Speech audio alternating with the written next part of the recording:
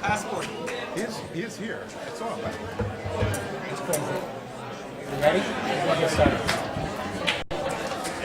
Okay, I want to welcome everybody to Jewish Heritage Night.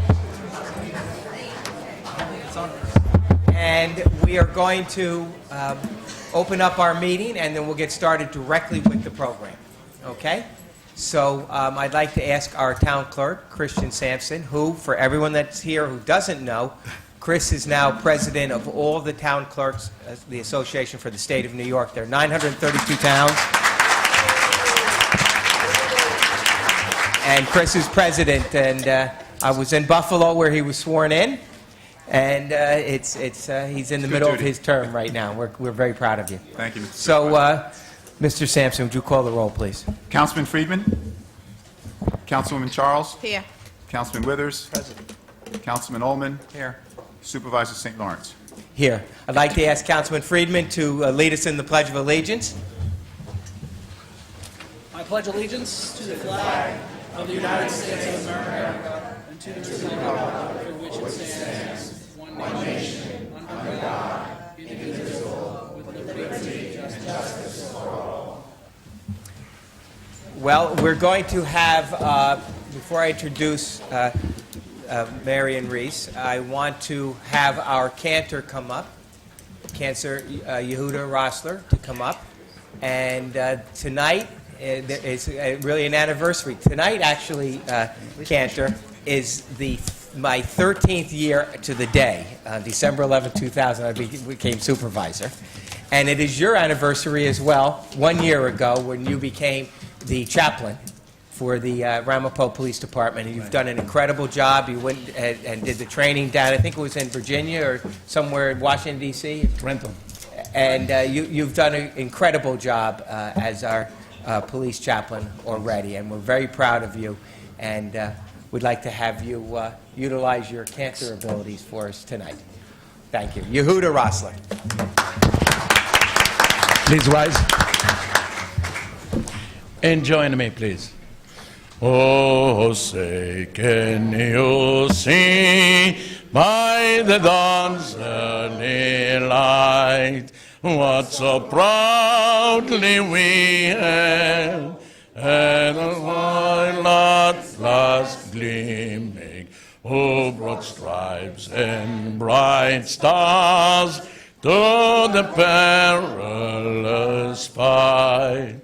On the ramparts we watched, were so gallantly streaming, and the rocket red glare bursting in air gave proof to the night that our flag was still there. Oh, say that the stars span many yet wave on the land of the free and the home of the brave. Call all the balevav Benimam Nefesh Yehudi Omiyam Ulefatei Mizrach Kadimam Ain Letzion Sophia. Oh, the Lord of Tikvateinu, Atikvam, Machnot Alepaim, Liotam Chofshim, Me'artzeinu, Eretz Zion, Mirushalayim, Liotam Chofshi בארצנו, ארץ ציון וירושלים.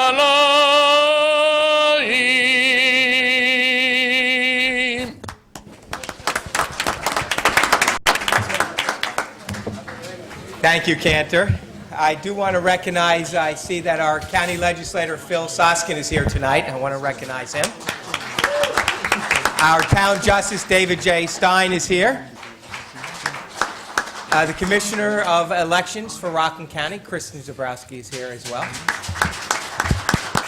And although he's one of our honorees, I do want to mention that Cliff Wood, the president of the college, is here. And I also want to say,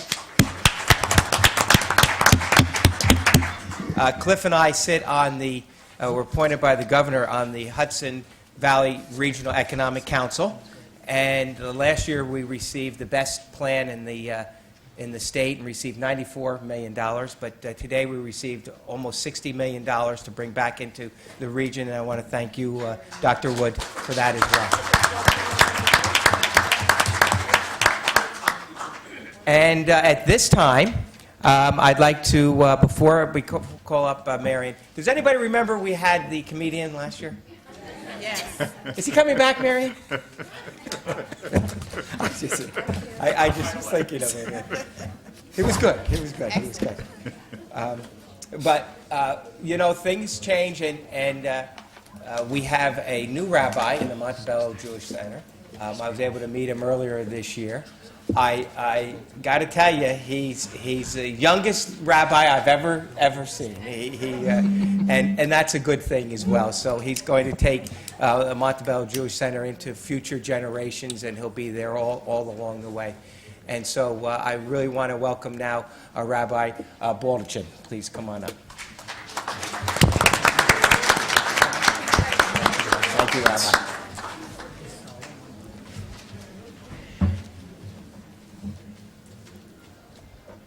Elohai Neshamot, God of all souls.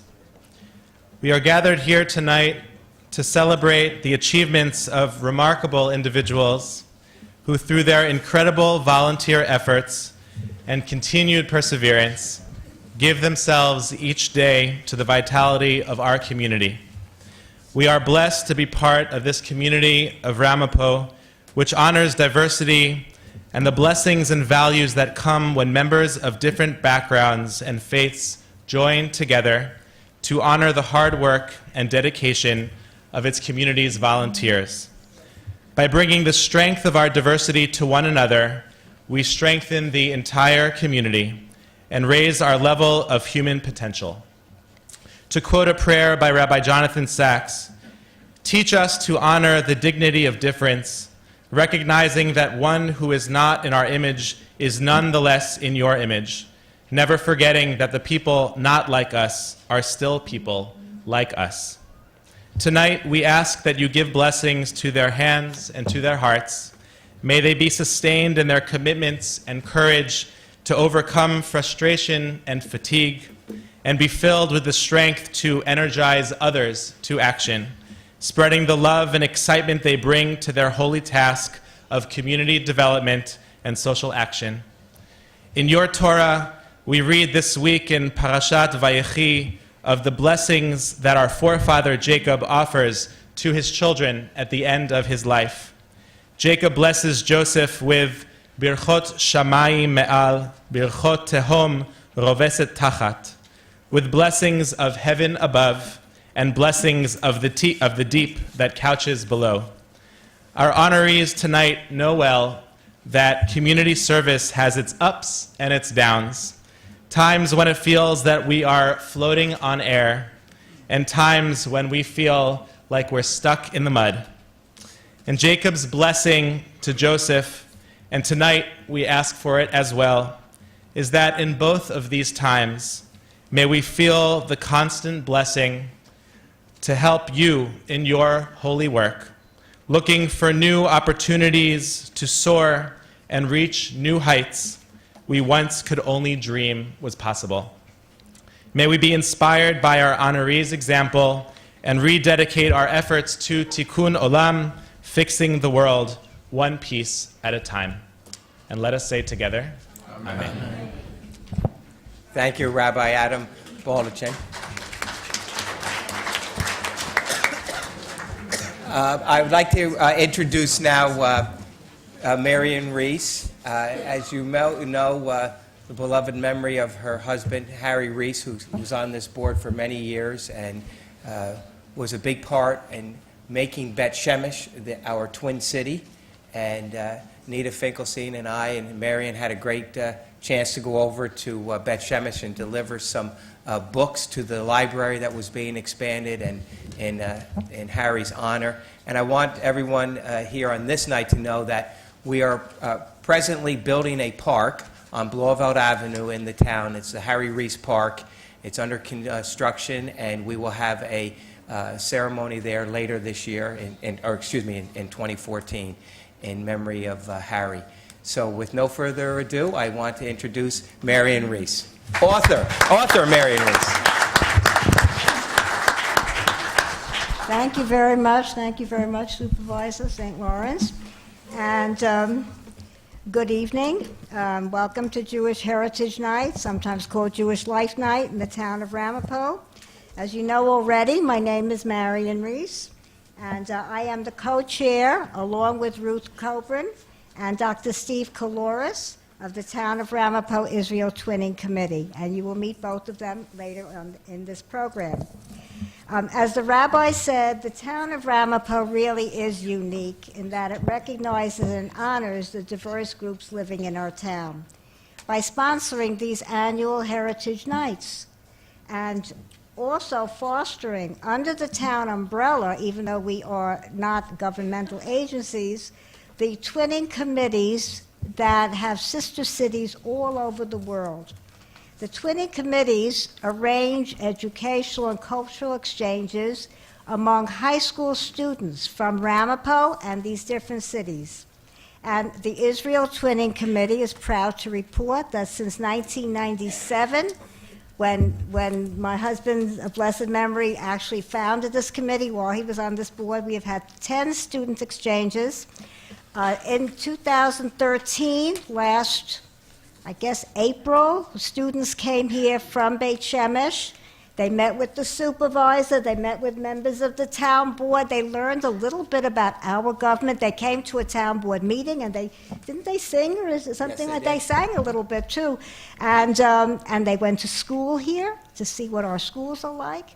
And now this year we are hoping to send a delegation of students to Beit Shemesh from Ramapo. And we do this by having a contest, a competitive essay contest open to all, if it's 10th graders, 10th or 11th graders in the town, who will write an essay about why they want to go to Israel, whatever other topic we may come up with. And by judging this contest, we hope we will send the students there. Now, our twinning committees are strictly volunteer organizations.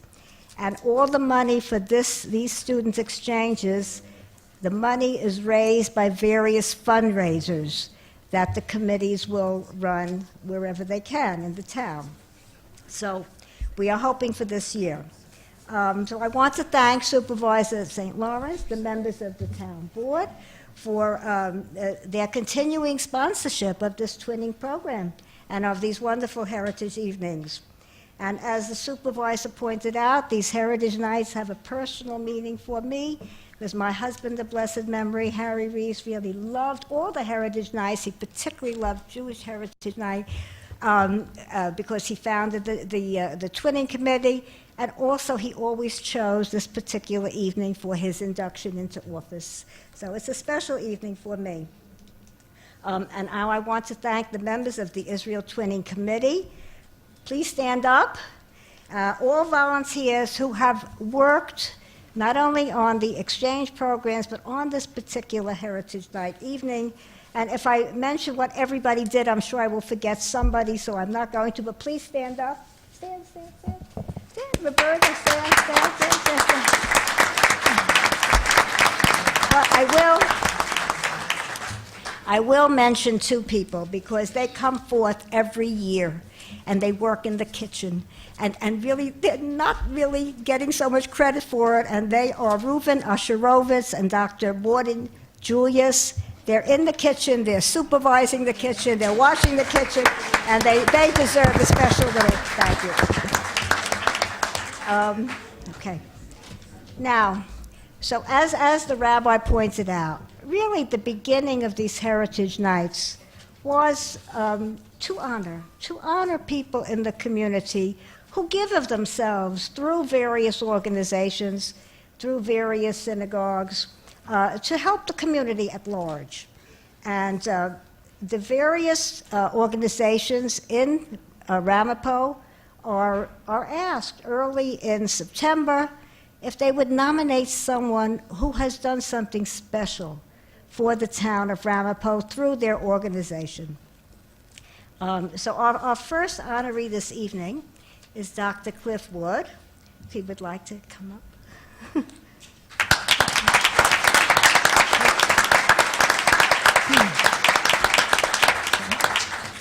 Dr. Wood has been nominated by the Holocaust Museum and Study Center, and this is how it came about. Dr. Wood has been the president of Rockland Community College since 2004. And anyone who lives here and drives past the college or has anything to do with the college knows the one incredible job that Dr. Wood has done in expanding and developing the college curriculum. Now, he's also participated in numerous community organizations in Ramapo, including the Holocaust Museum, where he became a member of the Board of Trustees in 2005. But he wasn't satisfied to merely give his name, as we thought he would, to the organization, but together with his wife, Marlene, who is not here this evening. And it's her birthday, and it's her Her birthday birthday, today. and I feel bad And so because Dr. but Wood Doc- is going to be allowed to leave to make sure he makes that birthday. Well, they both became working members of the Holocaust Museum, attending meetings, joining committees, and taking leadership roles. And most recently, and this is a very exciting part of our Ramapo history, Dr. Wood has become an inspirational force towards welcoming the Holocaust Museum to its relocation at the Rockland Community College campus.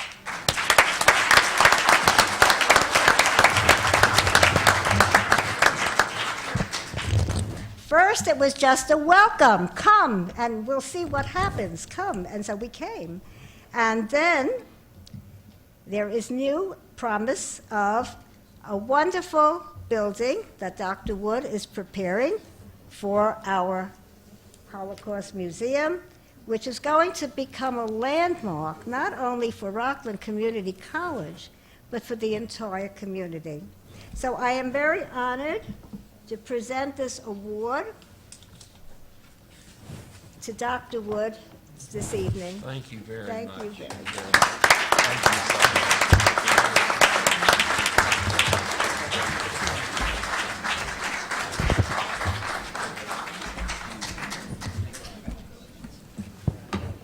Thank you very much. Thank you all very much.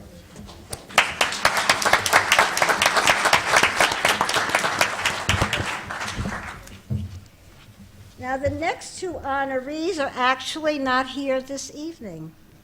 They are Janice and Saul Kalish, and they have been nominated by Hadassah. So they're not here. The weather is cold, and there are many factors that come into play with people coming out to meetings like this, but it should not negate almost 40 years of service to the town of Ramapo, to Rockland County, to the entire community. They were known as Mr. and Mrs. Hadassah in the community, and I hope they're watching tonight, but let's hope so. Janice Kalish, in about 45 years of her membership in Hadassah, has held almost every office in Hadassah. And what many people may have forgotten is that many, many years ago, she ran the first Antiques Roadshow right here in Spring Valley for Hadassah. It was really a great thing, right on 59 and 45, and it was an incredible thing. Many years ago, about the time that she convinced me to become a life member of Hadassah, she made her husband Saul a Hadassah associate. That's the male equivalent. And together they supported every single Hadassah event, and they've been active in the town, including our twinning committee. So I am proud to present this award. We will send it to them. And if you're watching, Janice and Larry, congratulations.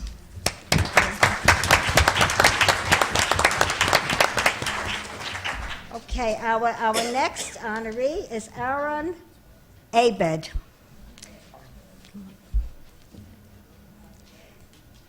Aaron Abed has been nominated by the Community Synagogue of Monsey. Aaron Abed was born in Baghdad, Iraq, and he was brought to Israel by his parents when he was 3 years old. He speaks both Hebrew and Arabic fluently, and he met his wife Toby in Israel through a shotgun, who was a matchmaker. And they got married, and after the birth of their first child in 1983, they moved to the United States, and soon they settled in Monsey. And Aaron has worked here in Monsey since in various food businesses, and by the way, we have him to thank for many, many good treats in past years that he donated from European foods many times. True to character, Aaron has helped out at the community synagogue whenever needed. And most recently, he has taken on the responsibility of providing delicious refreshments, kiddushes after the Sabbath prayers. Aaron and his wife Toby, who is here somewhere, brought up 3 children in Monsey. 2 are lawyers today, and the 3rd is about to begin dental school in September. So, congratulations, Aaron.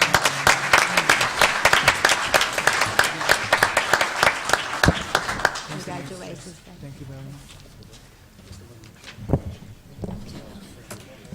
I would now, okay.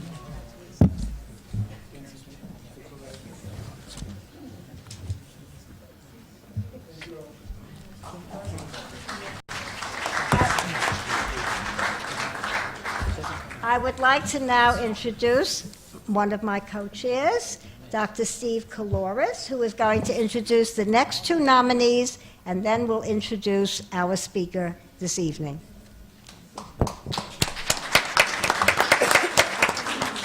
Thanks, Marion. You are truly our leader. The next one is personal for me because I actually know the person. It is from Montebello Jewish Center, our synagogue. It's our synagogue where our rabbi is from, and I'm a member. Her name is Lori Bregman. Lori, why don't you come on up? Lori has been an elementary school teacher in Mahwah, New Jersey, for the past 23 years. She and her husband, Steve, who's out there, I consider him a friend, joined the Montebello Jewish Center 13 years ago and have been active members since. Lori was a member of the Religious School Committee for 8 years and is currently the vice president of Montebello Jewish Center, one of 3, doing the education. She also volunteers at almost any functions, including fundraising and many religious school functions because she's the head of that. And she's quite instrumental in running the high holiday programs for our children. And the Montebello Jewish Center and myself personally want to congratulate her on this honor. See if we have your thing. There it is.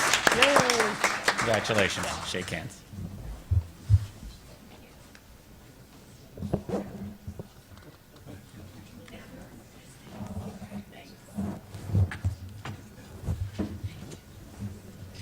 Our next honoree is Steve Boyarsky from Congregation Sons of Israel, Talmud Torah. Big crowd for Steve tonight. Steve Boyarsky is a retired computer programmer for New York City. He now volunteers together with his certified therapy dog, Cindy, to visit libraries, senior residences, and classrooms, including ESL classroom of his wife, Robin Lebow. Steve and Robin met in Israel while they were living on a kibbutz. They have 2 daughters who are following in their parents' footsteps of serving the community. Michal is studying for an MA in public health, and Reina has served in the Israeli army in the dog training unit. It is a pleasure to honor Steve Boyarsky this evening. Congratulations.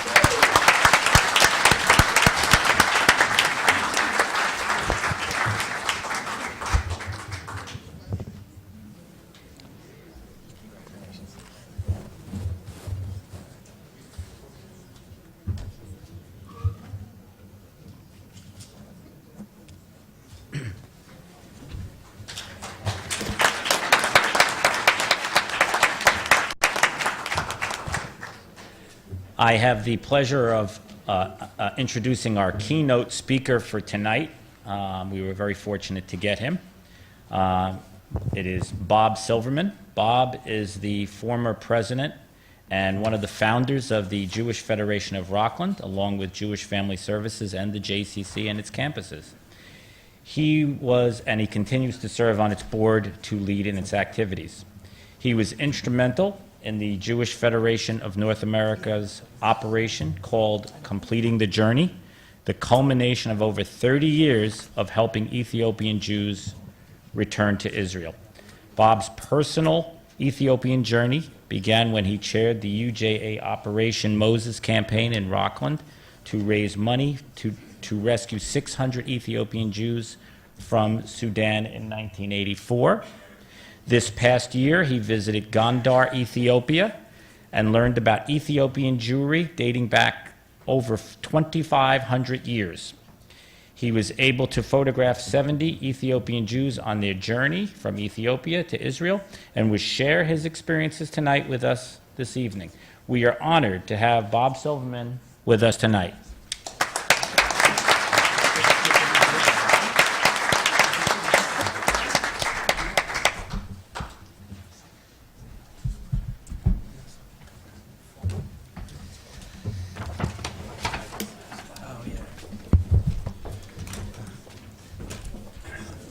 I just want to take a moment to thank everyone, and it's nice to see some of my old friends that are here tonight, people that I've known along the way for many years, and family. And Murray Applebaum, for instance, knew me when I went to Israel for the very first time, which really was a life-changing experience for me. And that's when I got involved in UJA. And Julie Stern, I co-chaired Operation Exodus, where we helped raise a total of $2 million on 2 campaigns here to help the Jews of the former Soviet Union get out and resettle in Israel, and that was a great experience for us. But this journey for me goes back to 1984 when I was involved in UJA, which is now Jewish Federation, and I was asked if I would end up chairing Operation Moses, which was for the rescue of 6,000 Ethiopian Jews that were in internment camps dying in the Sudan. And I had never heard of a black Jew before other than Sammy Davis Jr., and for those of you who may remember, and I said, okay, I will do that, and I started learning about black Ethiopian Jews at that time in 1984.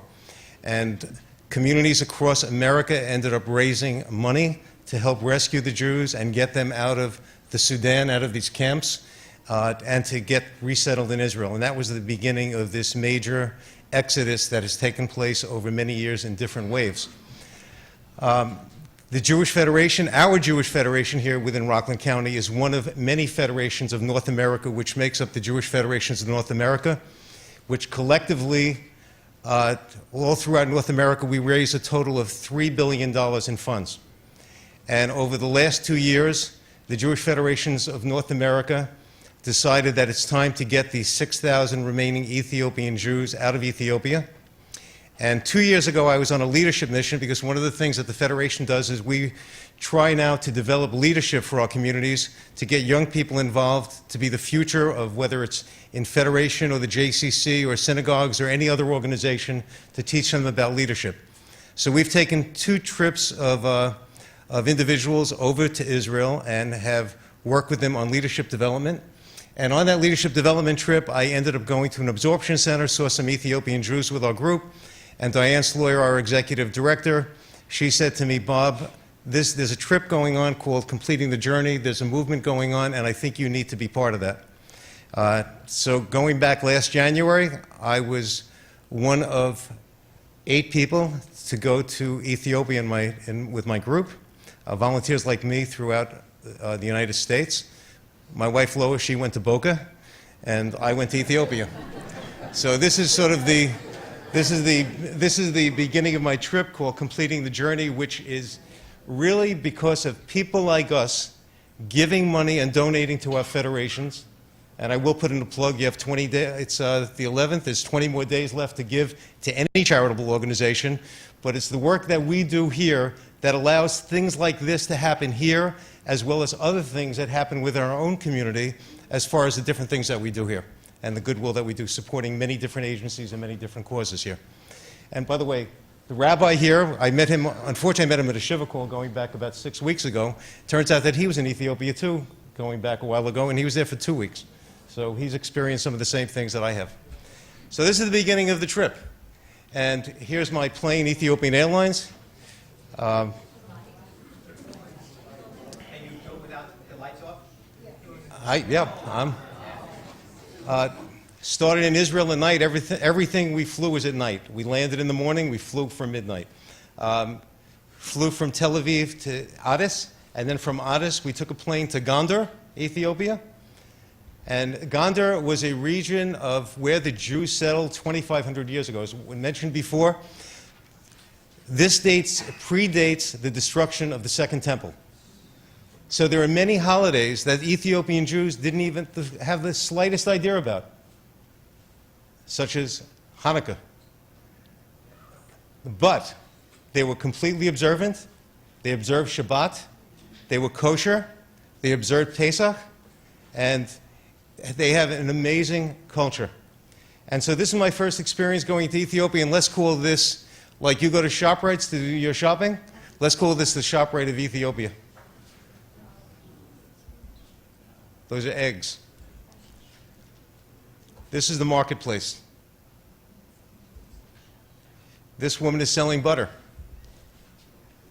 That's the equivalent of a stick of butter, and that's how you would buy it.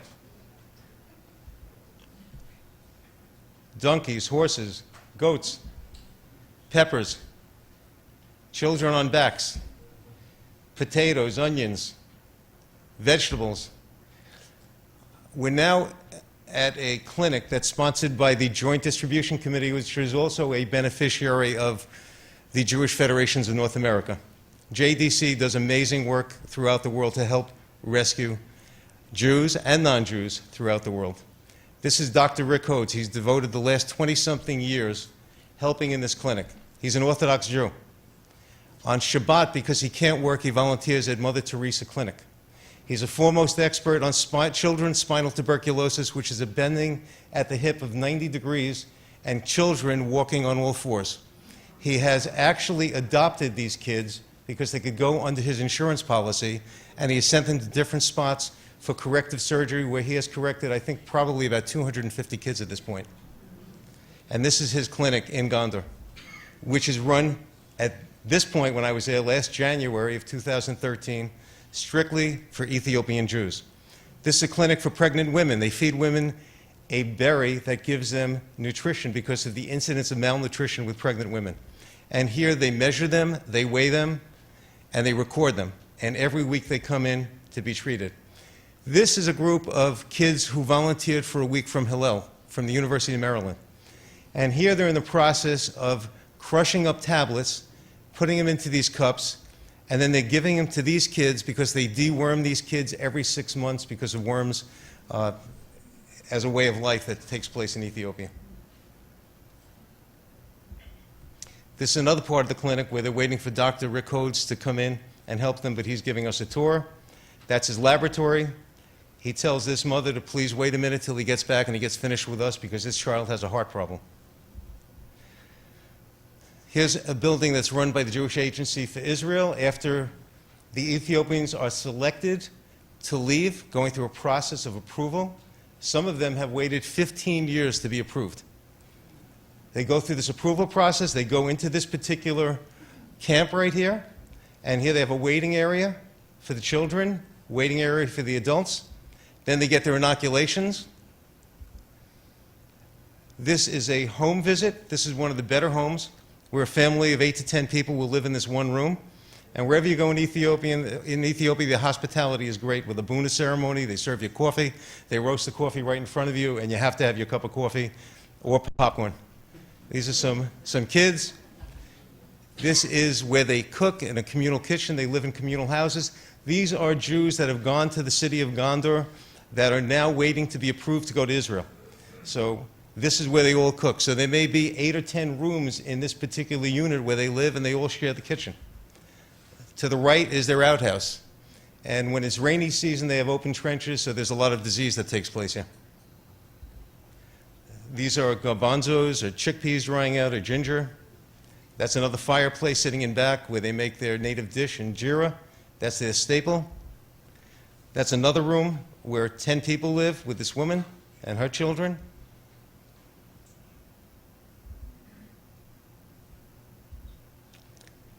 That's sort of the structures of the house, mud and straw. That's the dish I was talking about, injera. This is part of my group. This is my group that I went with, as well as I had the privilege of going from somebody who actually lives up by Sterling Forest, who works for the JDC, who's been involved in Ethiopian Jewry since the 70s. And also there's another gentleman. He's the second gentleman from the left, Micha Feldman. He has literally rescued tens of thousands of Ethiopian Jews and brought them to Israel. This is how the Jews lived for thousands of years. And I said to Micha, who was a scholar in residence on our trip, I said, why don't they move the stones and pile the stones up like you see in farms everywhere we pass locally here? He said, we try to tell them that, but they say, my father did it this way, so I do it this way. And this is how the Jews lived for thousands of years in Ethiopia, in an agricultural society, because that's what they were. This was a major Jewish village of about 250 people up until 1984, when everybody got the word and the whole city was evacuated. And they fled to the Sudan. And this particular village and city right now, after they left, the Christians moved in. And here, they took over their schools. Here are kids learning. Micha did ask if we would just take up a little collection there for that particular school, because they wanted to build an outhouse, because the kids, X amount of years later, they don't have a bathroom. They all go in the woods. So we all donated for that. This is the synagogue, right at this village. That's the outside of the synagogue. This would be a traditional synagogue that you'd see in many villages, and there were many villages scattered throughout the Jewish region of Gondar, Ethiopia, with about 250 people in a village. That's what the Jewish area looked like, all agricultural. Women would carry twice a day water on their backs, 44 pounds of water on their backs twice a day, and they would walk twice a day. That's how they spent their day to get water to their homes. This you would consider the JCC of Gondar, Ethiopia. Rabbi, I think you've seen this here, right? This is the Jewish Community Center that was built specifically to help with the Jewish Ethiopian population and to start training them before they got to Israel to make their transition that much easier, which is a very difficult transition. I would call him the CEO of the Jewish Community Center there. Yeah. I actually found out where he is in Israel right now, because he's now in Israel, not in Gondar. This is morning prayers that we went to. Their prayer books are translated. They have Hebrew and they have Amharic, which is their native language. That's the morning service. The men are on one side and the women are on the other side. They have to go through a conversion when they go to Israel. So they are getting ready and they're learning and they daven every morning and they have their prayers.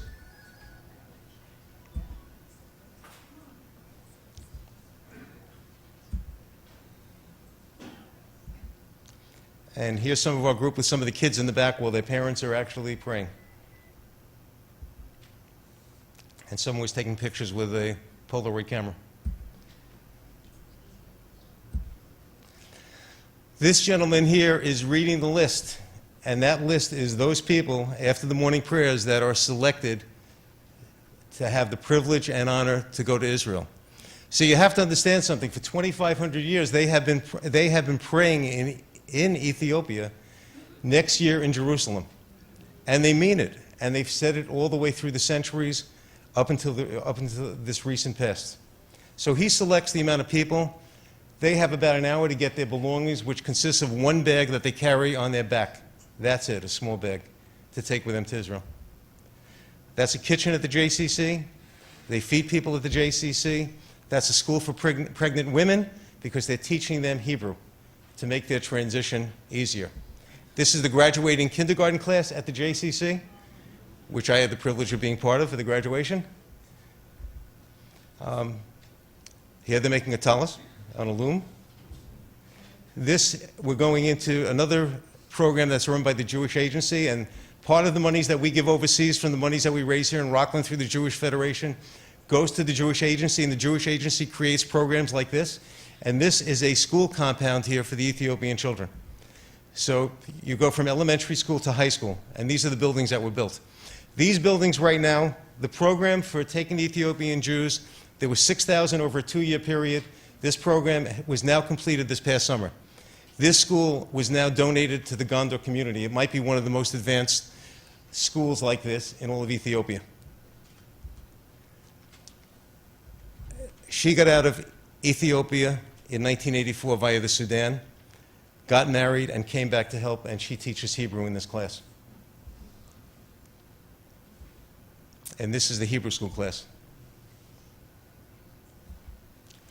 There they try to teach them computer skills and the sciences. And outside we had a volleyball game because it was break, and they played us, and they killed us in volleyball. And these are some of the kids at the school.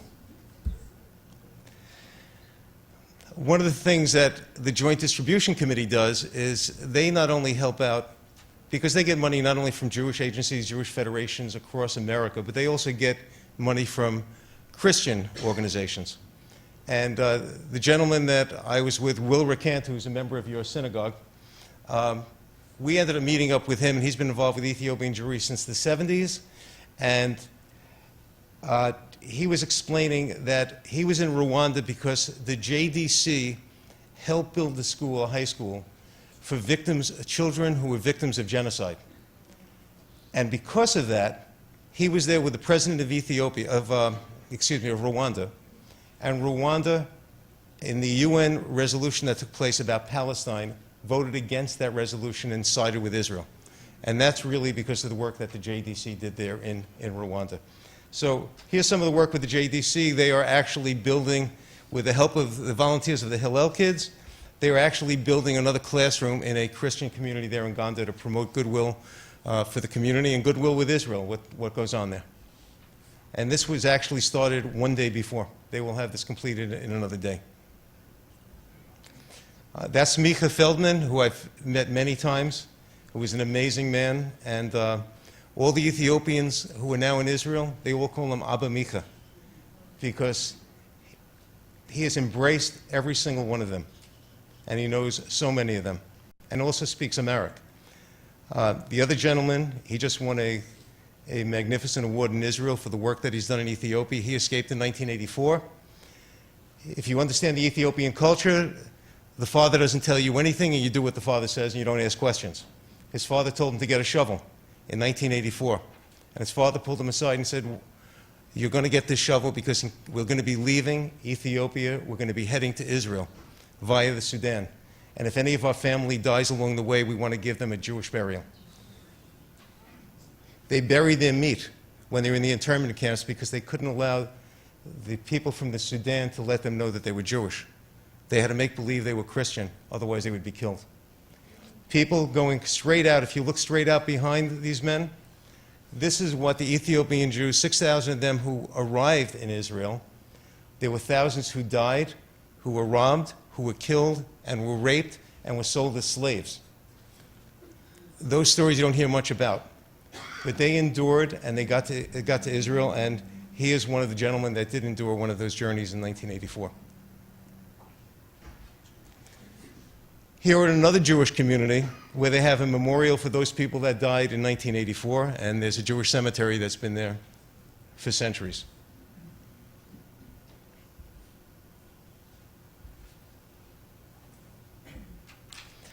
We're now in Addis. The group that was chosen that day ended up taking a bus ride, a very long bus ride to Addis, and they got there at night. Addis is the capital of Ethiopia, and the Jewish Agency runs this transit camp. And in this transit camp, people might stay for a night or longer. They're given supplies. The people that got there the night before, they decided to wash their clothes. And we're here in the morning. We flew early in the morning to meet these people.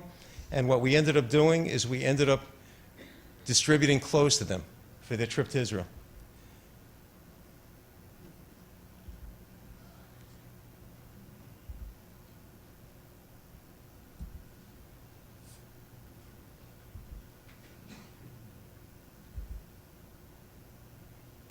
Now, you can imagine getting new clothes for the first time, which is different than your own clothes, and everybody trying them on and laughing. They were having a great time. Here's one of the boys that was there. You'll see him later. Here's another one at this camp. We'll see him again later. We'll see that mother again later. These are all people waiting to go to Israel, which they've been dreaming about and praying for. And here they are trying on some of the clothes over their other clothes. She's actually from Philadelphia. This is another family. This is typical in Addis. This is their trucking industry, donkeys.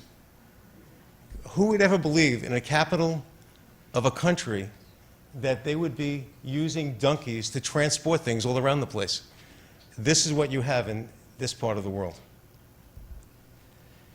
We came back in the afternoon, and in the afternoon everybody was told to form two lines because we were going on this march from the transit camp to the Israeli embassy, to the bus, then to the airport.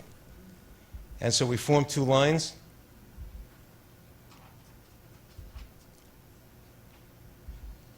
And then we start our march. And it was different than the morning. In the morning you have the laughter, you have the fun of the clothes and everything else. Here there was complete silence. And everyone was silent, and all you could hear was the tension, and you could feel the tension. And the only thing you could hear marching were the footsteps going through the local streets of Addis. They knew that their lives were going to be changed. And then we get to the main street in Addis, and someone starts singing Am Yisrael Chai, and starts leading everyone in Am Yisrael Chai. We're at the Israeli embassy. Asha tells them, your dreams have been fulfilled. They're coming true. You're going to Israel. And we thank the American Jewish community for making this all possible. And we thank the people that are here with you today for representing them and having this come true to a reality.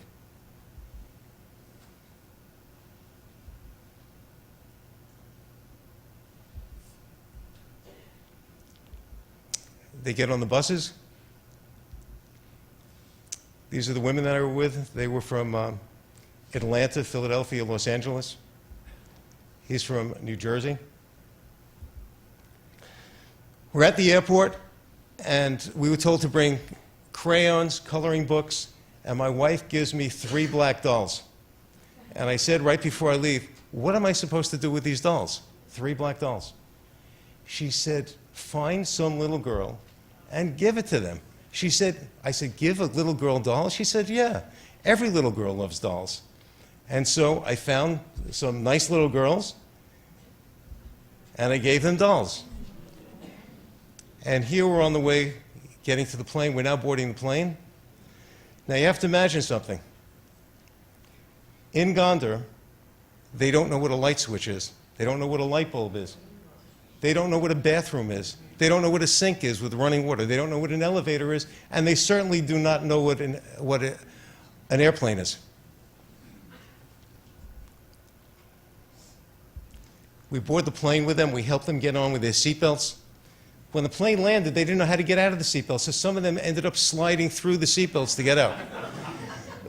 I've been on planes, you know, where you've had turbulence and the plane lands and everybody applauds. I've never been on a plane where everyone applauds at the beginning of the flight when it takes off and at the end of the flight when it lands. And I said to Mika, who was sitting next to me, I said, Mika, is this going to be like the old days? He said, stand at the bottom of the steps and just watch.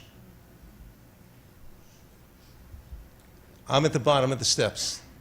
And every single Ethiopian Jew that came off that plane ended up kneeling on the ground and started kissing the ground.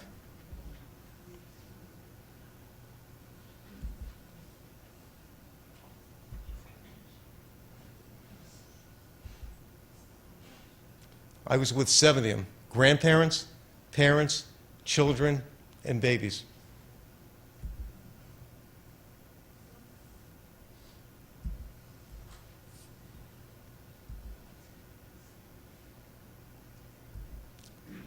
Now we're going to immigration. We didn't go through the new Ben Gurion Airport terminal. We went to the old one where immigration is set up specifically for the Ethiopian Jews. There's the doll. There's another doll. And when we get to immigration, what happens, they have sandwiches set up ready for them to eat because we started at midnight, and we're now there about 4 o'clock in the morning, 4:30 in the morning. And I know if I was on a flight, I'd be very hungry. Everyone looked at that sandwich that was sitting on that table, and no one knew what it was. And so they explained that you had to take off the wrapper and eat them, and some people picked at the bread a little bit, and that was about it. So they're waiting to get processed.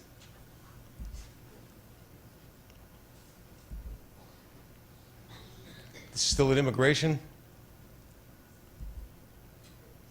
And these are all happy Ethiopian Jews, some of the future of Israel, Israeli citizenship, and participation in the Israeli society.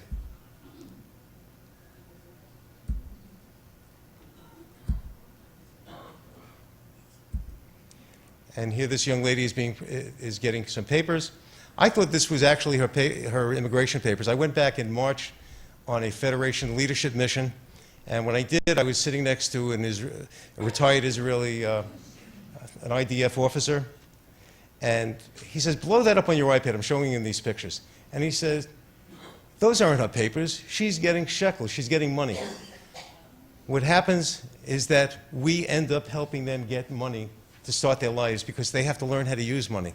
They have to learn how to save money. They have to learn how to have a bank account. And this is the beginning of their start in Israel.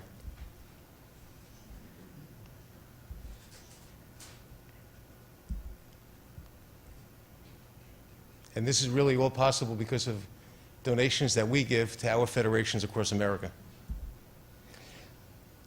We finally left the people up in immigration. As we got down outside, there was this family that was waiting. And this woman on the left, she asked if she could see my camera. Now, I took 1,000 pictures in Ethiopia. And I said she is never going to find her daughter, who she hasn't seen in 15 years. I go flipping through the back digital viewer of my camera, and the second picture she sees, she goes absolutely crazy. It was her daughter. She asked me to see the camera again, and then she kisses the back.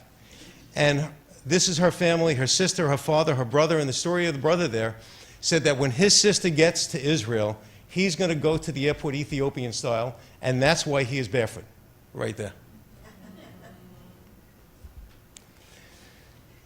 This is an absorption center, one of the many absorption centers, and this particular absorption center, Kristen, I know you were there at this absorption. No, you weren't at this one. You were at this one. But this particular absorption center I went back to again. This is a typical absorption center where the Ethiopians go to live for the next 2 to 3 years to learn how to assimilate into society.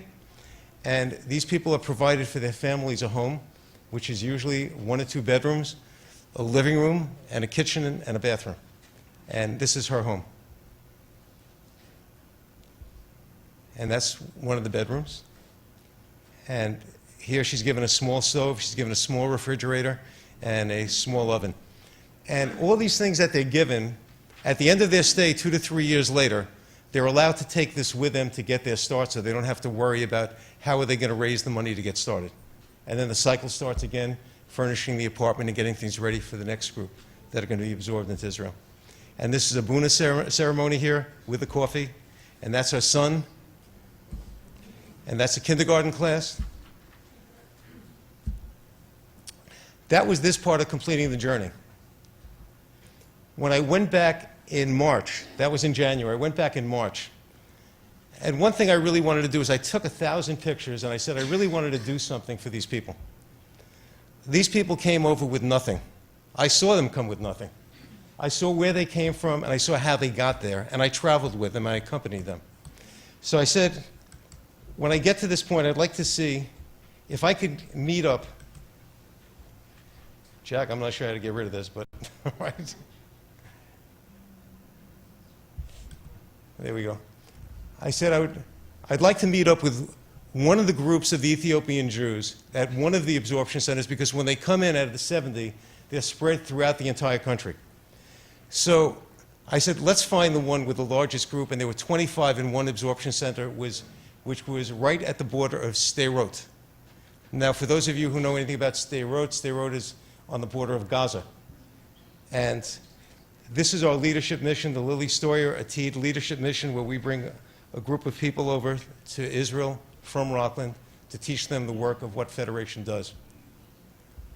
And what you're looking at in the background is actually Gaza, and we're really standing at the border. And I didn't know if these people would remember me from January, and they absolutely did. And it was a great reunion.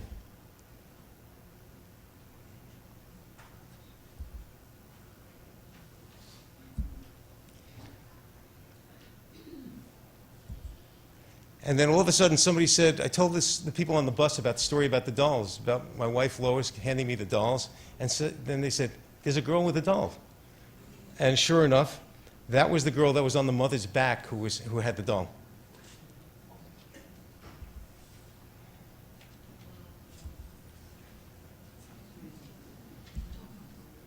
They had me cut their version of the challah. More coffee. The kids love playing with the cell phones.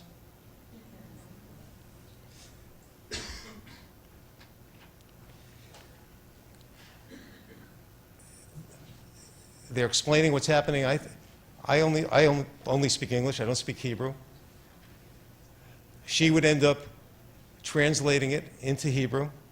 He would translate it. He didn't speak English, so he translated it from Hebrew to Amharic. And this is how we had the conversation going on between the three of us. And the kids are still playing with cell phones and cameras. And when I got up there to speak, I told them about 30 years ago helping out in the Sudan. My rabbi wrote a newsletter a while ago, and he said, sometimes we do work where we do charitable work and we help other people. And sometimes you really don't know the benefit for 30 years. And you know, sometimes I did the work because I thought it was the right thing to do, going back to help bring the Jews out of the Sudan and help save them. But 30 years later, I'm now standing in front of this group, and I'm telling them that I helped with that. And it was the first time I ever got an applause for helping with Operation Moses. I never asked for it, but it was sort of overwhelming.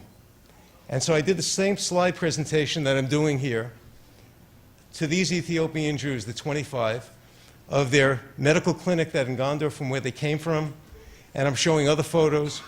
And as they are seen in the photos, I ask them to stand up.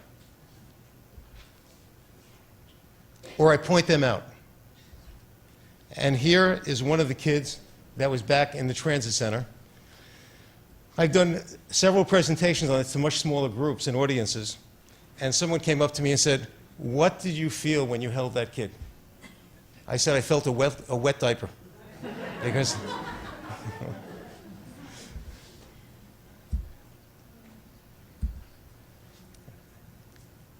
and there's the other boy that was there in the transit camp. And there's the woman who served the coffee, had the big ceremony for us. There she is back in Addis in the transit camp. And there's a second girl who got the doll. It was by coincidence we found the second girl who had the doll there at this particular absorption center.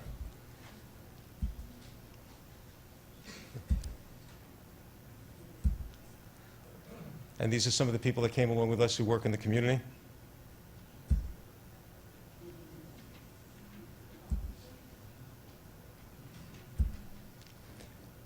I did a home visit here like I did at another absorption center. And because this is on the border of State Road, the first thing they learn is they have 15 seconds to get into their bomb shelter in order for them to survive with their family, because they're up against the border with Gaza. And that bedroom, that converted bedroom, is also their bomb shelter. She also said to me, she knew me when I first walked in. I said, no, you don't know me. She said, I know you. I go flipping through my iPad and the photos, and there she was. And she did know me. She knew exactly what she was talking about. And that's their home. And that's our group. And I thank you for helping and continuing the journey.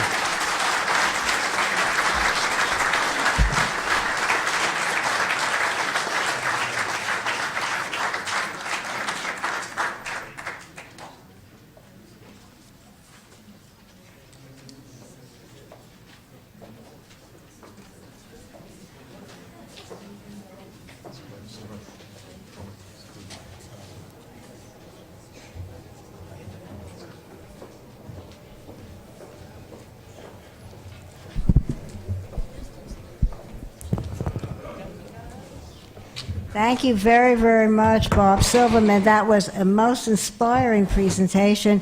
And it just brought to my mind that in Beit Shemesh, which we twin with, there is a very large Ethiopian population.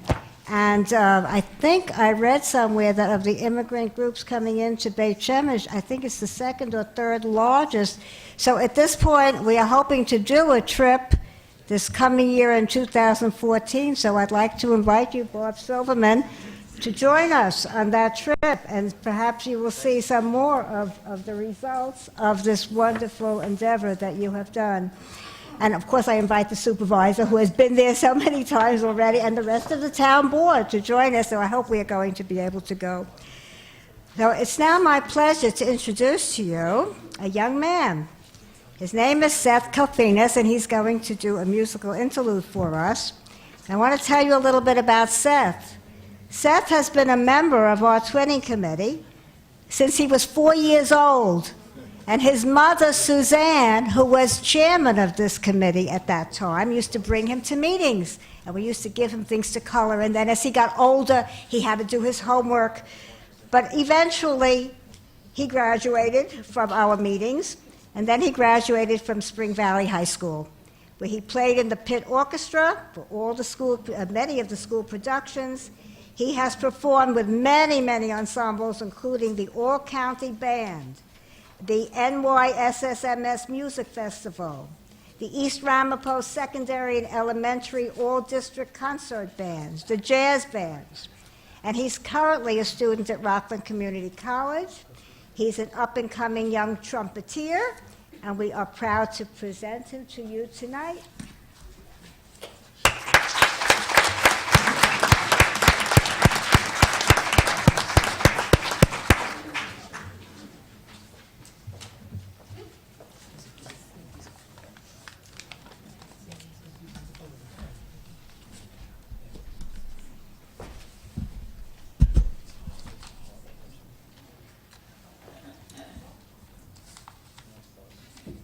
The first line that I'm going to play is one version of Am Yisrael Chai.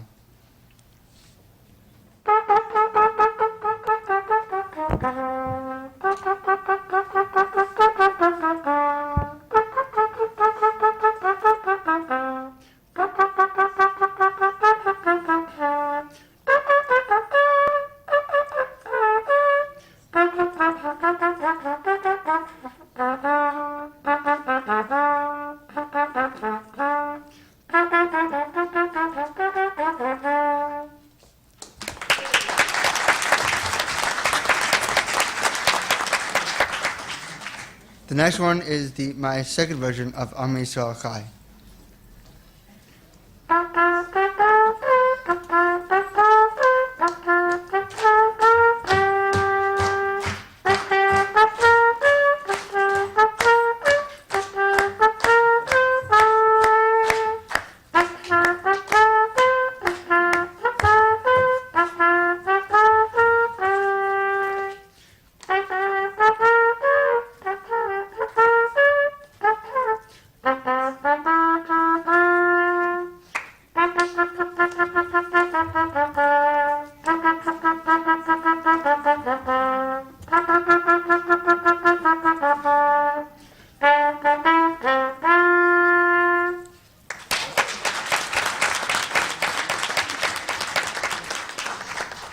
My next song is called Lach Yerushalayim.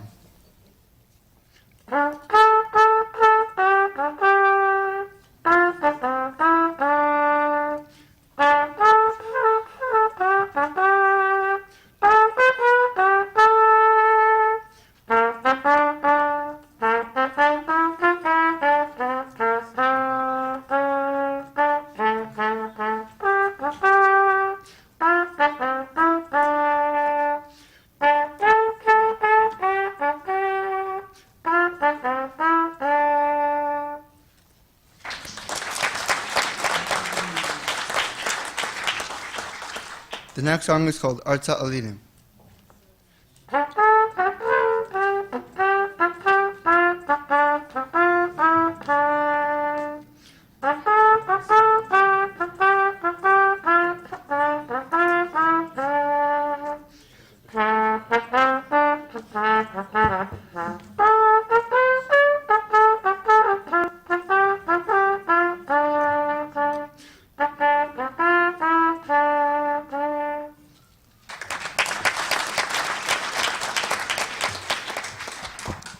The next song I'm going to play is called Sisu et Yerushalayim.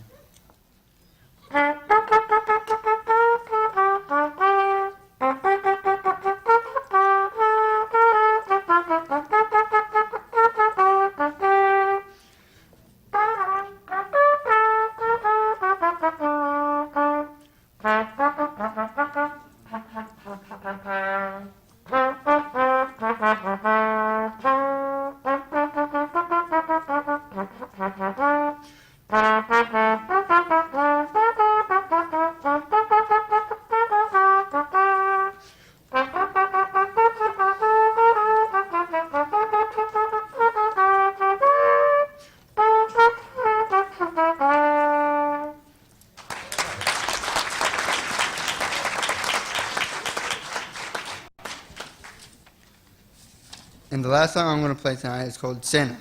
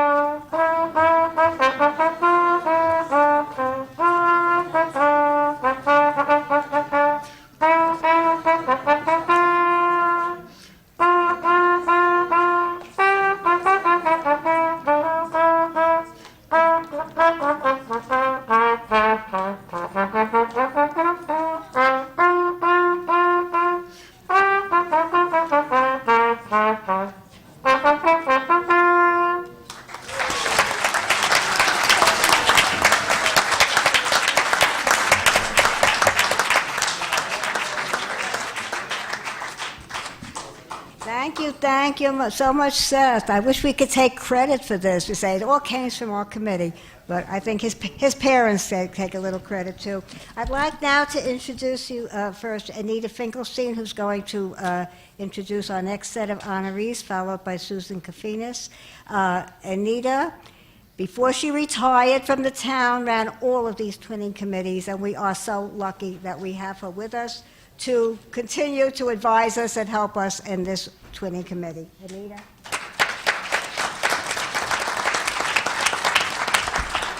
Thank you. I think Bob would like to say just one word. Marion mentioned the Maccabeah Games that are coming up in Israel, and you hope that Bob would join us in Bet Shemesh. Right, so he just wants to let you know one thing. Well, yeah, first of all, I'd love to take you to Ethiopia with me to lead us in Am Yisrael Chai with the trumpet as we're walking down the streets. That would be great. But I just, since we are talking about people being recognized in Rockland, actually your community, Yes. in Rockland County, I'd like my wife to stand up for a second. She's a gold medalist in the last Maccabiah games this summer in Israel, in golf, on the USA golf team. Helped put Rockland on the map for the USA team. Thank you. That's it. Thank you. Congratulations. I have the privilege of nominating and introducing Eleanor Donath. Please come up.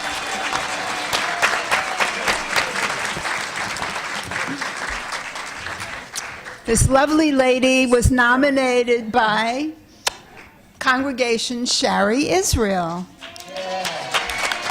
She has a few fans here this evening. Eleanor came to Suffern with her husband Paul and 2 children in 1977. Is that correct? Close enough. And have been part of our Rockland community since then. Her children, Greg and Beth, both graduated from Ramapo Senior High School. Eleanor has been very active in Congregation Shari Torah for many years in the Sisterhood and Muncie Jewish Center, okay? Yeah, okay. And the membership committee. Most important, in the words of her congregation, when anything has to be done, you can rely on Eleanor to volunteer. Except in the kitchen. Except in the kitchen. But every Shabbos, she smiles and she greets everyone, and she tells me, here's Morty, here's Anita, and here is Eleanor. Eleanor is also a volunteer at the JCC Food Pantry, and for 7 or 8 years was an active volunteer in the Share a Shabbat program in the county, which is really wonderful. Although the move to Ramapo meant many years of commuting for the family business in Riverdale, Eleanor has been a devoted member of our community.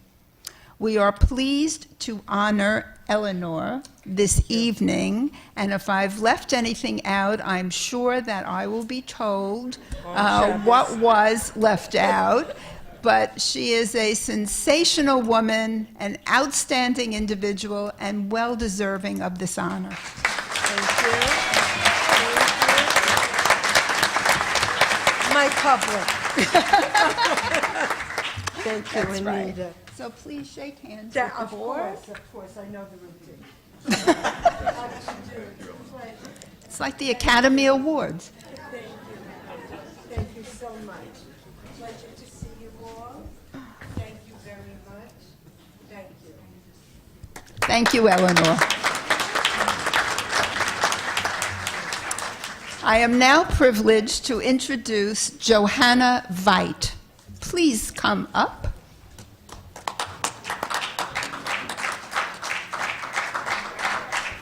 You're welcome.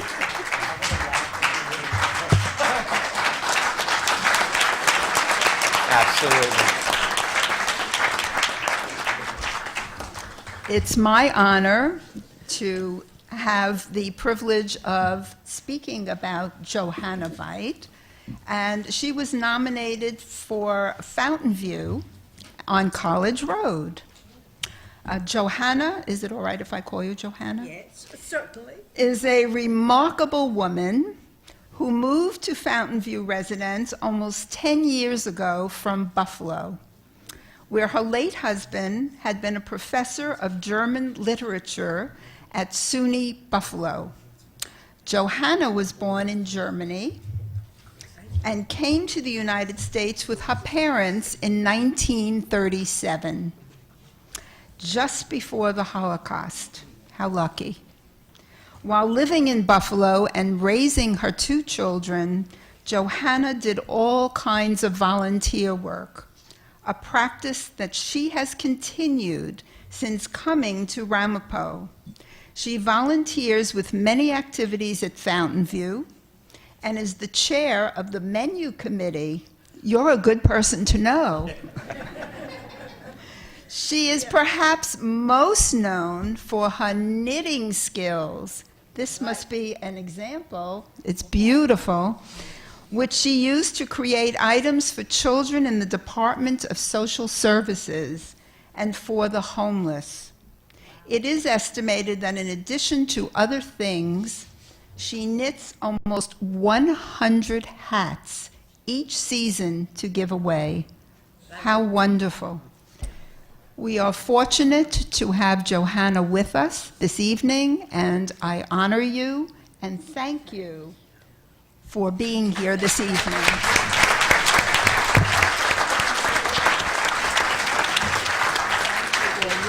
Let me get a picture of you, Johanna, right here.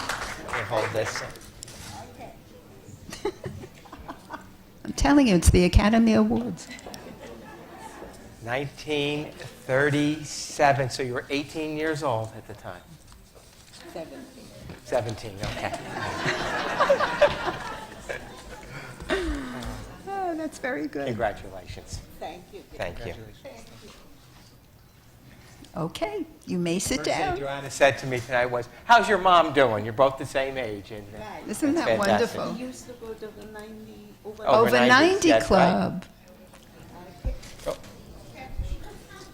That's why I'm here.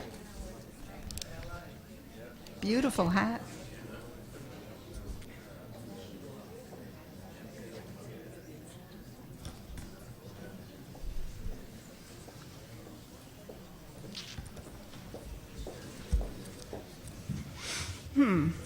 Okay, our next honoree, unfortunately, is not here.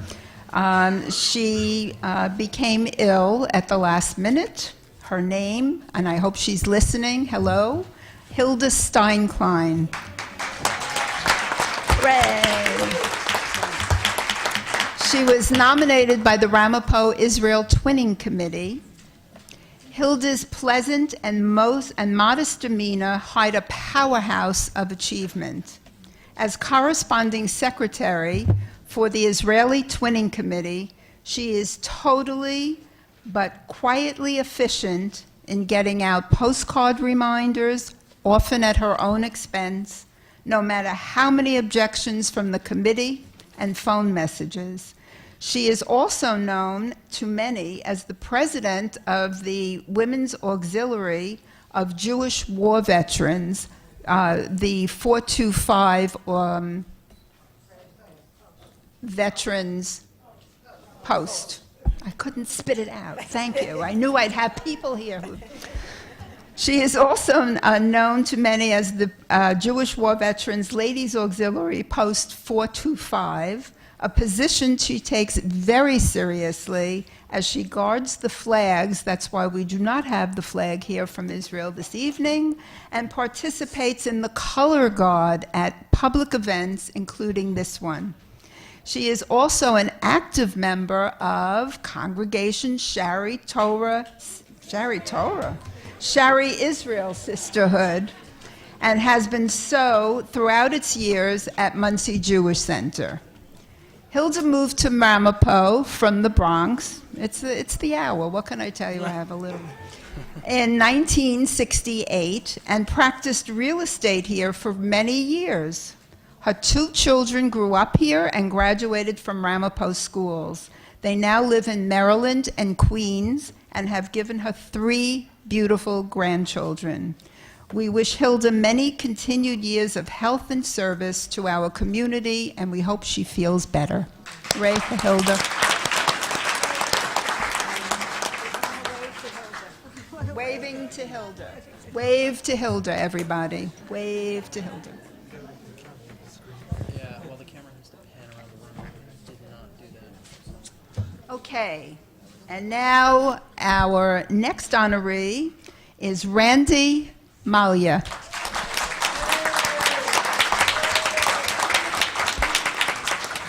Who has an assistant with her, her beautiful daughter.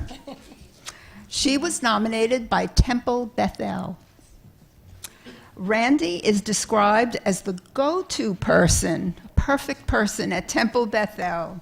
She's the main organizer of most events, and it is said that on some days will spend more time at Temple than at home. Is that true? This is hard to believe because Randy runs a multi-generational household, which includes her husband Tony, her parents Marge and Norman Milowski. Tell me the pronunciation. Milikowski. I apologize. Her 4 children and 2 nieces. Randy grew up in Ramapo from the age of 13. She left to go to college at Hofstra University and returned to Airmont after her first son was born. Is that true? Ramapo is glad she did. Congratulations, Randy. Congratulations, daughter. You should be very proud of Mom, and I think we all are, and I thank you for serving and for being you.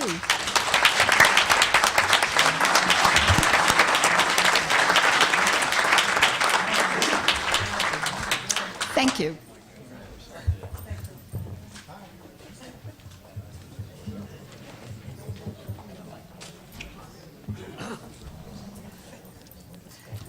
Good evening, ladies and gentlemen. The first nominee is Mark Stroley. He's nominated by the Ramapo Valley Ambulance Corps. Mark Stroley was born in Brooklyn, but arrived in Muncie when he was 3 months old. He grew up here, attended yeshivas here, and now lives in Wesley Hills with his wife Jessica and 5 children. For the past 15 years, he has been a dedicated member of the Ramapo Ambulance Corps, serving for the first 10 years as an EMT, and more recently as chairman of the board. As such, he is the liaison to the Jewish community in Ramapo. He is available to serve 24/7 and has assumed the role of a father figure to the newer members of the Corps, giving them advice and encouragement whenever needed. We are honored to recognize the selfless work of Mark Stroley.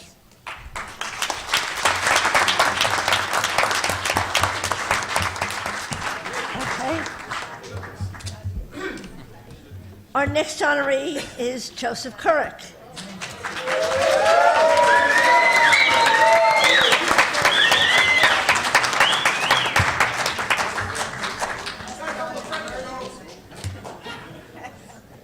Joseph Couric was born in Israel. His parents survived the Holocaust and fled Europe to settle in Israel. When he was 12 years old, the family resettled in the United States. Joseph has lived in Muncie for 35 years, and he and his wife, Michelle, raised a daughter and son in Ramapo and are now the proud grandparents of RJ. Joseph is the owner of the Muncie Service Station, where his friendly, honest, and generous nature is well known. He has at times accepted chickens for payment of mechanic services. Joseph has also volunteered with the Sheriff's Reserve Force for the past 15 years. At Congregation Sons of Israel, he is a Kohen, a trustee, a safety officer, snowplower, and good friend to all. We are pleased to confer this honor to Joseph Couric.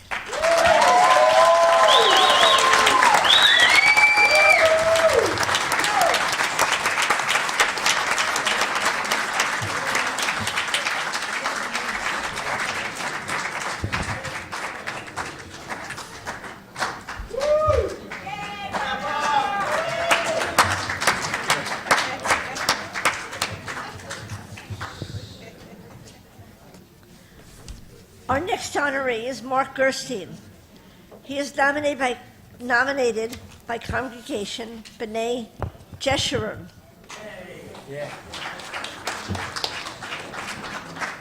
Mark moved to Muncie 19 years ago. He quickly joined Congregation B'nai Jeshurun, where he has often served as Gabbai, the ritual organizer of the services for the synagogue. He can always be counted on to fill in wherever needed, such as setting up refreshments for kiddushes, cleaning up, and preparing the sanctuary for services. Mark is a tax auditor for the New York State Department of Labor. He is the proud father of 3 sons, 1 married, 1 a student at SUNY Binghamton, and the 3rd is an EMT in Mount Vernon.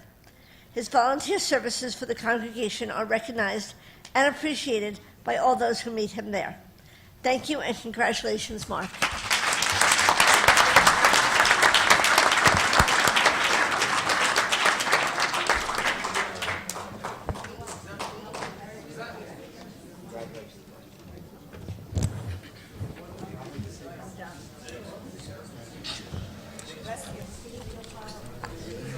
I think this lovely evening is coming to a close.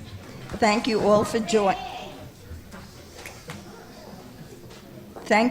joining us, and a special thank you for all the preparation that was done by our committee and all the committee members that worked so hard at making this evening such a huge success. Mazel tov to all the honorees.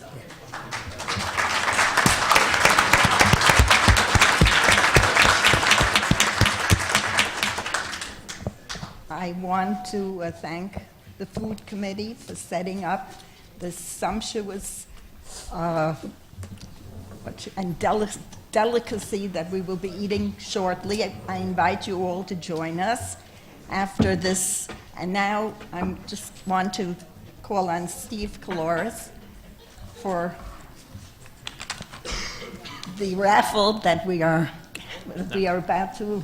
We're not going to do anything. We're not going to do it. Okay, not going to do it. Just want to say we're doing a fundraiser. We're not taking any donations tonight, but we are doing a 50-50 raffle fundraiser for the Twinning Committee. All the money that we do to bring the kids to Israel from here and bring Israeli kids to us that we did last spring is money that we raise from the committee, from the community, from whatever fundraisers. So we're doing a 50-50 raffle. If anybody's interested, you can see me. It's $50, and we're going to announce the winner probably at our next meeting in January. And that's it. We're going to have a good time. Let's go eat. And I do want to also recognize that we have with us tonight the former mayor and present trustee in Airmont, Ralph Bracco. Thank you. He comes to all of these events. And from New Hempstead, we have Chuck Franco. Thank you very much, Chuck, for being here. Thank you all. Enjoy the food. And the town board can stay here and we can Come continue down the meeting. for refreshments down the hall. Thank you.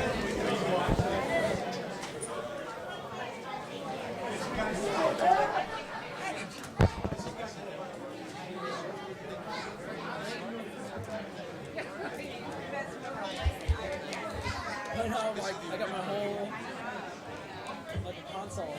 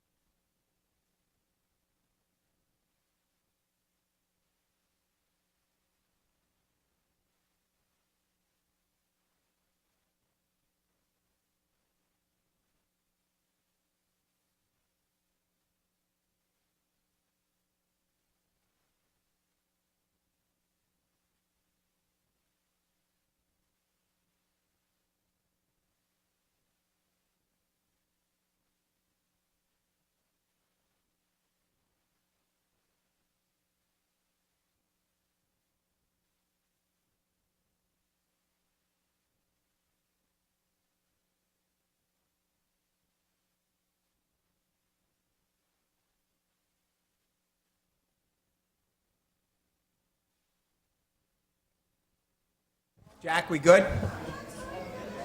I'll just give a little, we're going to start the meeting momentarily. We'll do the regular portion of the meeting, and then at the very end, we're going to go into an executive session on the captain's contract. And then we'll come back out of the, but since people have been waiting, we'll go right into the regular meeting, all right?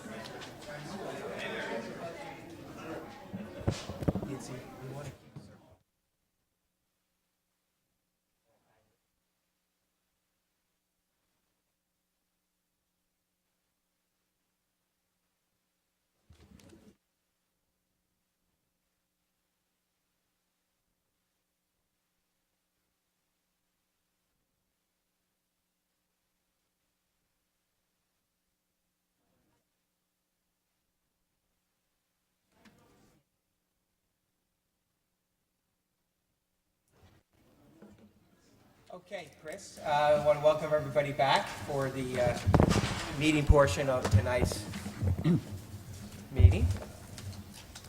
And we've had the celebration of Jewish Life Night. We need to adjourn our public hearings till the next meeting.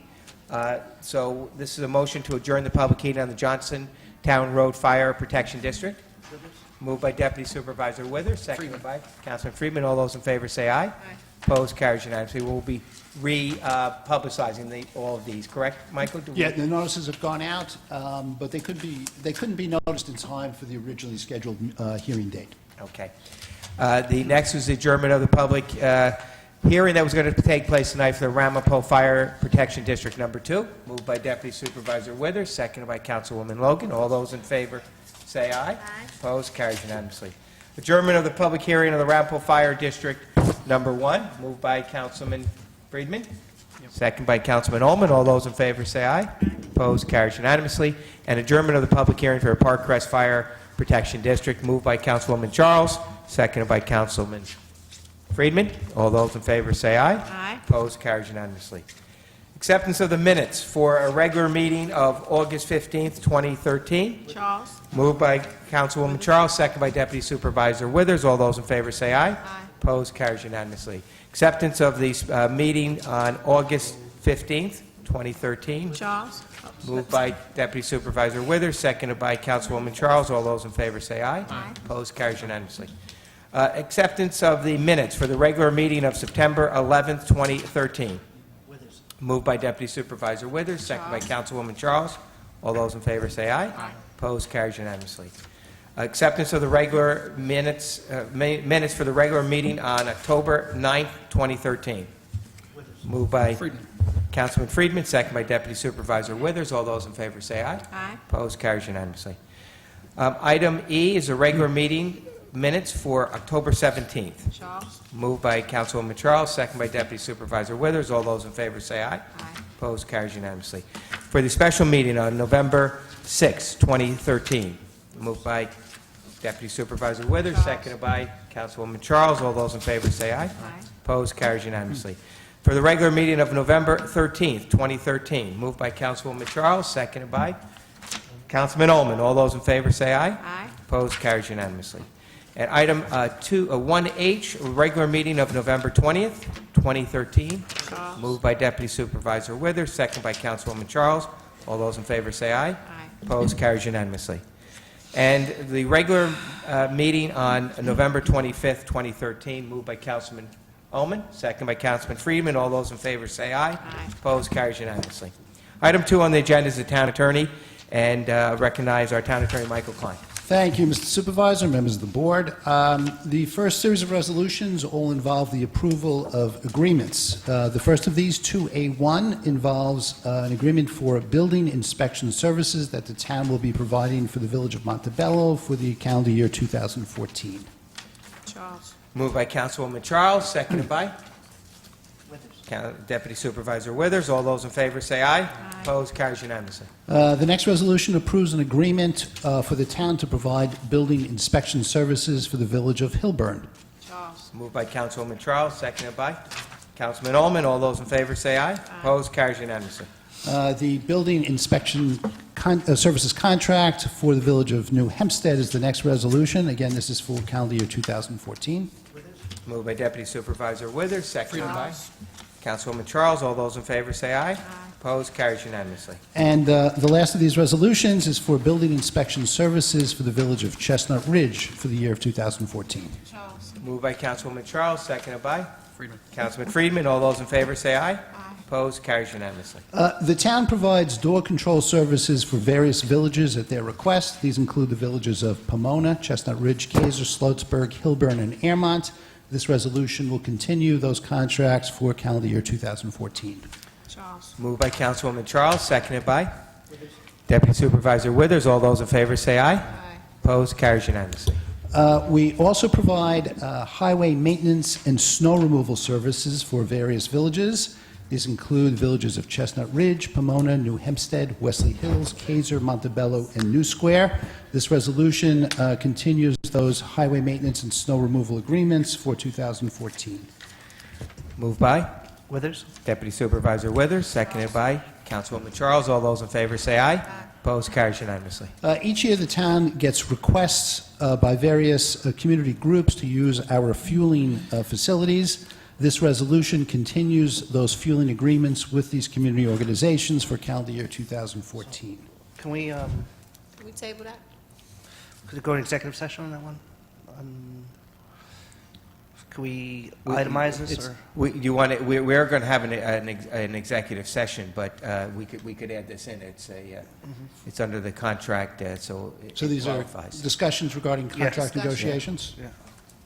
So we can table that to the executive session? Yes.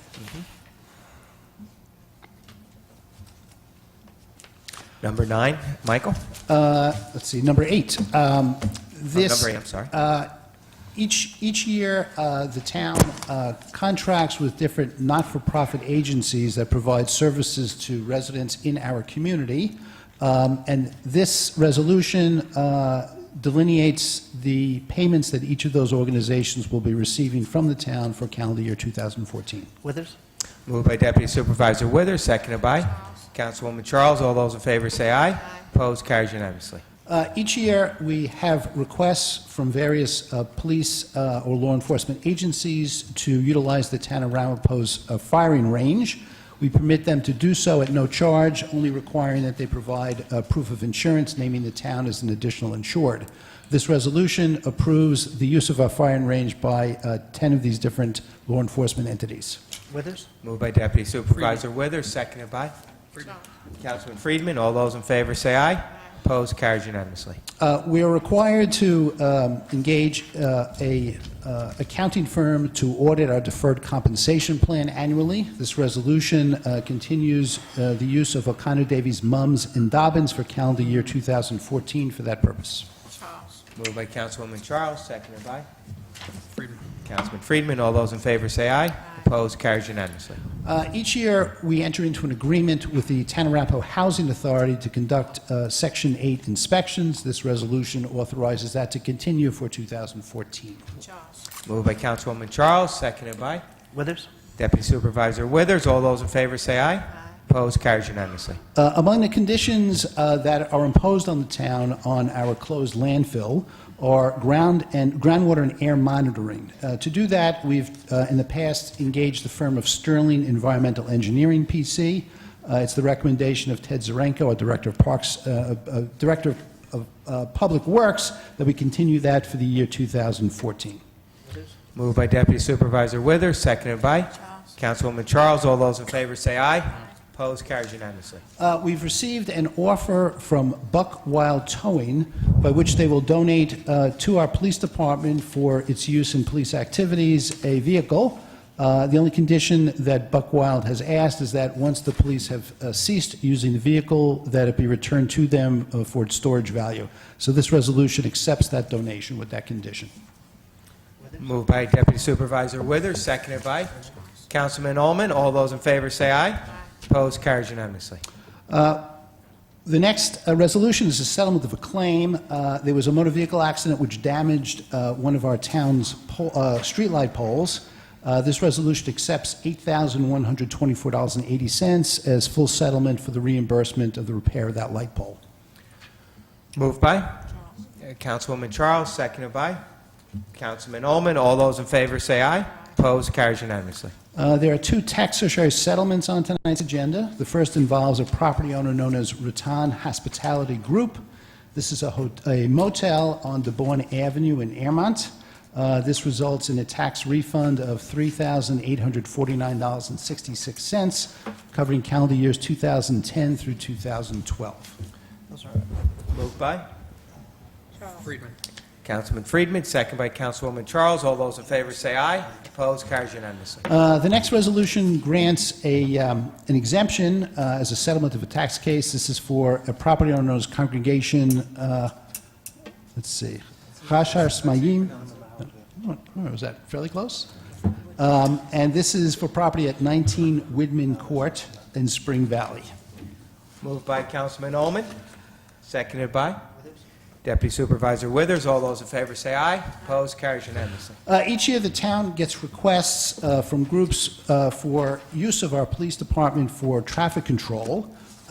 We request that those people who are making the request reimburse the town for the actual costs incurred by the town in utilizing our patrolmen and sergeants for that purpose.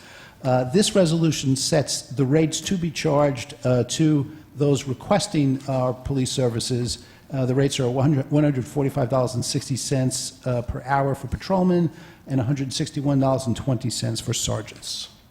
Moved by Deputy Supervisor Withers, seconded by Councilwoman Charles. All those in favor say aye. Opposed? Carries unanimously. The next two resolutions are similar. We are required each year to adopt a resolution setting the standard work day, one for elected officials, the other for appointed officials for pension purposes. So the first resolution sets that standard work day for elected officials. Moved by Deputy Supervisor Withers, second by Councilwoman Charles. All those in favor say aye. Opposed? Carries unanimously. And the latter resolution sets the standard work day for appointed officials. Moved by Councilman Friedman, seconded by Councilman Ullman. All those in favor say aye. Opposed? Carries unanimously. And finally, we have a resolution accepting a proposal for life insurance. This would go through 2014. Moved by Councilwoman Charles, seconded by Deputy Supervisor Withers. All those in favor say aye. Opposed? Carries unanimously. Thank you, Mr. Klein. And now, item 3, Finance. Our Deputy Director of Finance, Nat Overman. Thank you, Mr. Supervisor. 3, Finance A1, receipt of funds from the Buckle Up Grant. Moved by Deputy Supervisor Withers, second by Councilwoman Charles. All those in favor say aye. Opposed? Carries unanimously. A2, receipt of funds for Joint Terrorism Task Force. Moved by Councilman Ullman, seconded by Councilman Friedman. All those in favor say aye. Opposed? Carries unanimously. A3, receipt of funds from DWI overtime. Moved by Councilwoman Charles, second by Councilman Ullman. All those in favor say aye. Opposed? Carries unanimously. And A4 is the receipt of funds from the DARE donation from American Recycling Technologies. Moved by Deputy Supervisor Withers, seconded by Councilwoman Charles. All those in favor say aye. Opposed? Carries unanimously. Thank you, Thank you. Mr. Overman. Item 4, purchasing, extension of agreement for repair and replacement of existing sidewalks and curbs. Moved by Councilman Ullman, second by Councilman Friedman. All those in favor say aye. Opposed? Carries unanimously. Item 4A2, garbage, trash, and recyclable collection services in the unincorporated portion of Ramapo. Moved by Councilman Friedman, second by Councilman Ullman. All those in favor say aye. Opposed? Carries unanimously. And that's at a savings of, how much was that? Over $1 million. Item number 5, Parks and Recreation. 5A, acceptance of a grant for playground equipment game time. Moved by Deputy Supervisor Withers, second by Councilwoman Charles. All those in favor say aye. Opposed? Carries unanimously. Item 5B is adoption of the complete street program policy. Moved by Councilman Ullman, seconded by Councilman Friedman. All those in favor say aye. Opposed? Carries unanimously. Item 6, you want me to do that, Mr. Clerk? Certainly. Okay. Item 6.1 is the authorization to attend the Association of Towns, February 16th through 19th in New York City. Moved by Councilwoman Charles, second by Deputy Supervisor Withers. All those in favor say aye. Opposed? Carries unanimously. Item 6.2 is the cancellation of the second workshop and town board meeting on December 23rd and December 25th. Moved by Deputy Supervisor Withers, second by Councilwoman Charles. All those in favor say aye. Opposed? Carries unanimously. Before we go on to any new business, we are going to go into an executive session on item number 8, which is item number 7, which was on the fuel agreements of 2014, and we're also going to be discussing the captain's contract in executive session. So if everybody would just leave, we'll call you back in as soon as we are finished with. Move to go into executive session by Deputy Supervisor Withers, second by Councilwoman Charles. All those in favor say aye. Opposed? Carries unanimously.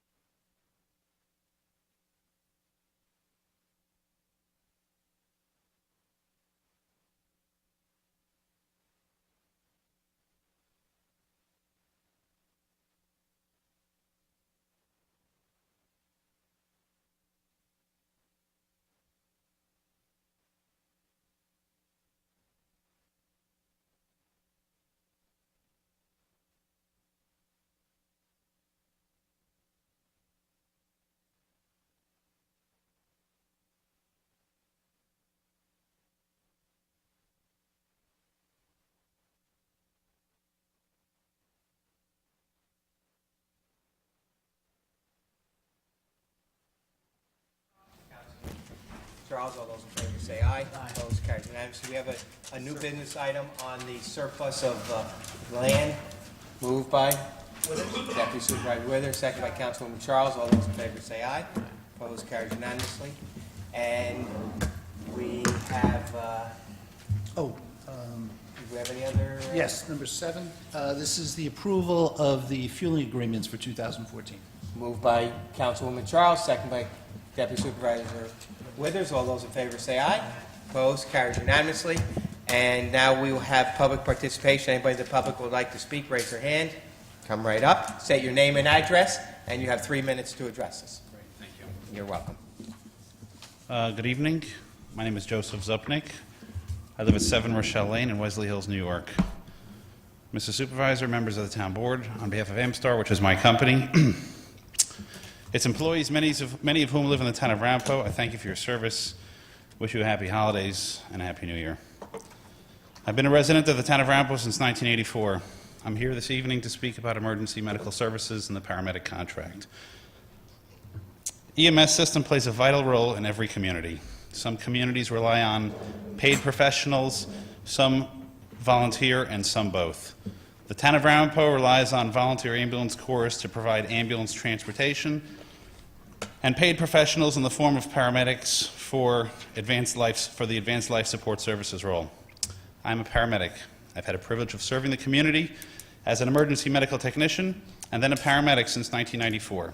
I volunteered for the town of Ramapo as a youth member of Spring Hill and later on as a paramedic working for Rockland Paramedic Services, the town's current paramedic service provider. My partner, Daniel Herman, who's here this evening, and I are here to deliver a message.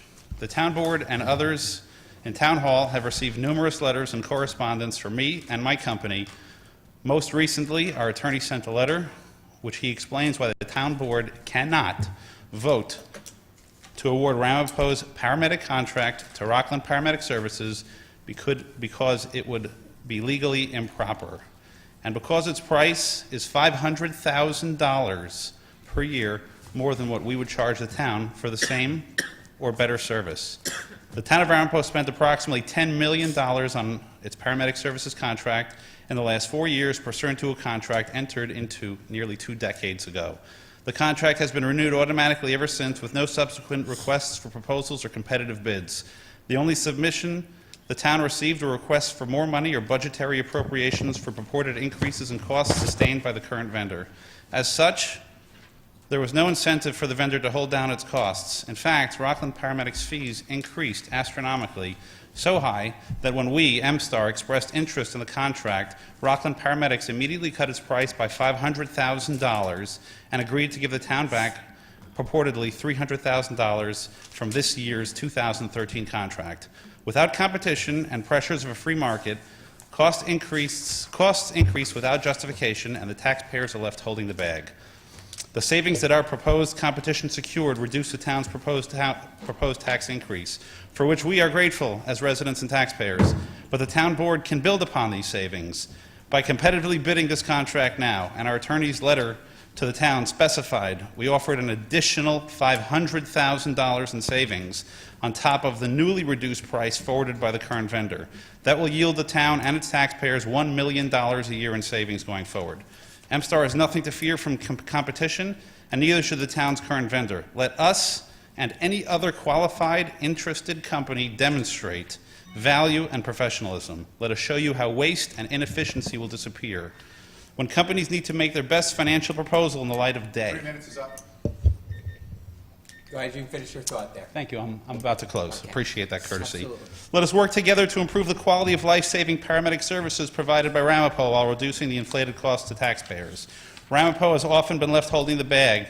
Ramapo has often held the line on costs by demanding more from its vendors, and in this case, the town has to fulfill its fiduciary obligations to the taxpayers and the community at large to accept our significantly lower proposed price, or at a minimum, a sealed bid or competitive bidding process would provide the supervisor and the town board with the only fair way to compare prices and services. Whether we win or not, the Ramapo taxpayers will have the financial victory.